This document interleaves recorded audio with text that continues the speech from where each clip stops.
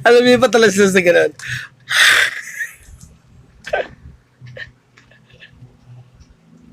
Ano boys, kapag hindi kayo kagapuhan, maglagay lang kayo ng ano, may mga harina dyan na lagay yung konting tubig, tunaw, ganun ang ginagawa ko eh.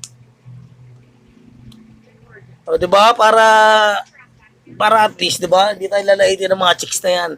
Alam mo naman yung mga chicks, kapag nakakita ng hindi gwapo, tsaka naman yan.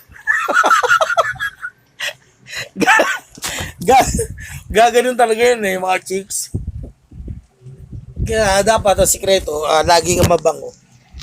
Kahit hindi gwapo, basta mabango. Pagtutuot na sa araw-araw. Diba?